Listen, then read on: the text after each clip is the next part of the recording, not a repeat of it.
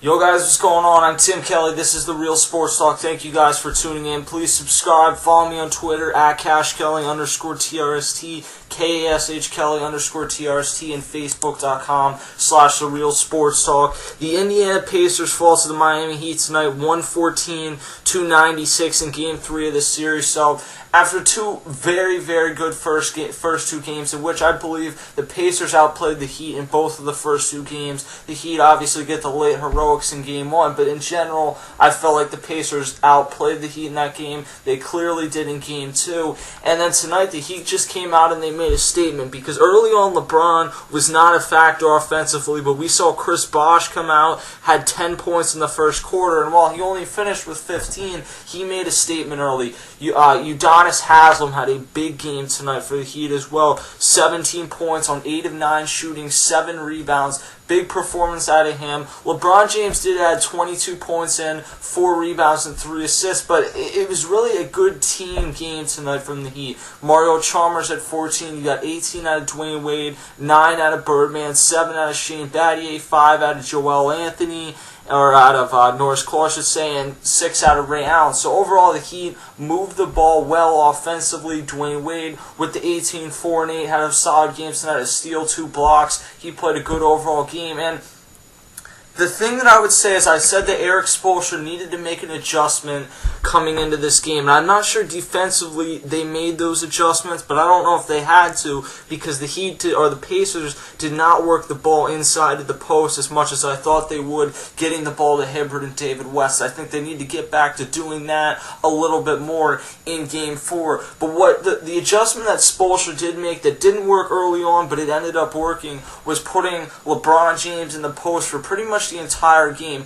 And while I think you can't do that and win over a long haul, tonight LeBron James was able to get the ball in the post for quarters 2 through 4 and just spin on Paul George and pretty much out-muscle him down to the hoop every single time and get that left-handed layup. Now, when LeBron had to turn to the right and go inside against Roy Hibbert, against David West, it wasn't as pretty, but for the most part, he did not have to do that tonight. So coming into Game 3, I said Erik Spoelstra needed to make an adjustment. Coming out of Game 3, I think Frank Vogel needs to make an adjustment, because it's clear that Paul George just is not big enough physically to guard LeBron, at least when they're in the post. Maybe on the perimeter I thought he did a better job, but defensively in the post, Paul George is not going to be able to keep up with LeBron James. So you need to shift David West onto LeBron James in the post there, and then you'll get LeBron out of the post, hopefully, if you're the Pacers, and settling for some more jump shots. I think if you're Erik Spoelstra,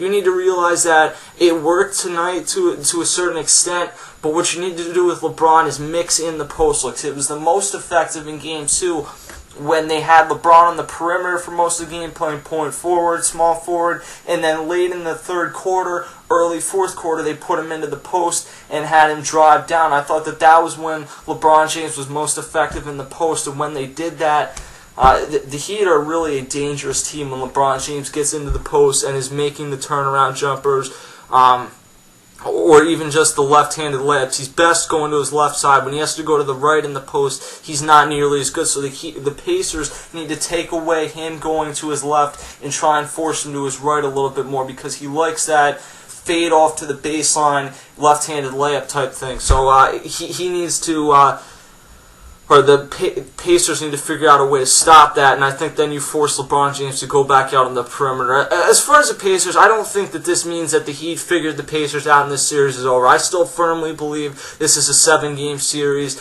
Paul George, I think we all felt Paul George a little bit too much coming in this game, because he's had some nice moments, nice dunks, but I think David West, who had 21 again tonight on 50% shooting, 10 rebounds, you got 20 points out of Roy Hibbert, 17 rebounds. I think they both clearly been the best 2 players on the Pacers in this series. And Paul George, who was 3 of 10 tonight, 13 points, 2 rebounds, 8 assists.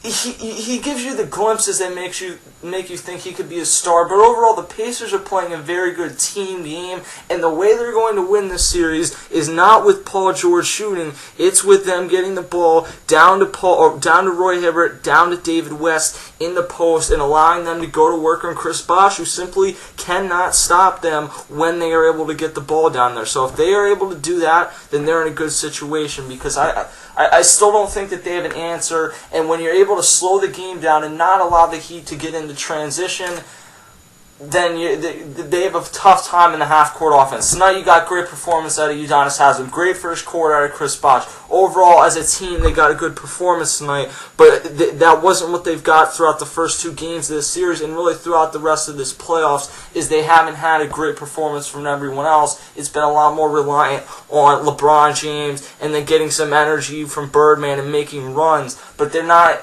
putting together 4 good quarters of a half-court offense. So if the Pacers can slow the game down, work the ball into Hibbert, and maybe that forces LeBron to go down to defend either Hibbert or David West and wear him down a little bit, I think that they still have a chance to win this series and head to the NBA Finals. But again, they're going to have to get an answer for LeBron James in the post, which I think Frank Vogel can make that adjustment going into Game 4, which is still in Indiana. And then they're also going to have to work the ball down to the post a little bit more when they're on offense and get much better shooting than they got tonight. The Heat as a team shot 54%, almost 55%, and the Pacers shot 38 or almost 40% from the field. They got 2 of 10 from Lance Stevenson, 4 of 12 from Roy Hibbert, 3 of 10 from Paul George, 2 of 7 from Tyler Hansborough, who's really more in there for energy, but he shot the ball a little bit more than I liked tonight, and he was not making them. And I think to a level, Tyler Hansborough's effective off the bench, but when he tries to go on a run where you're seeing him take more than a couple shots a game,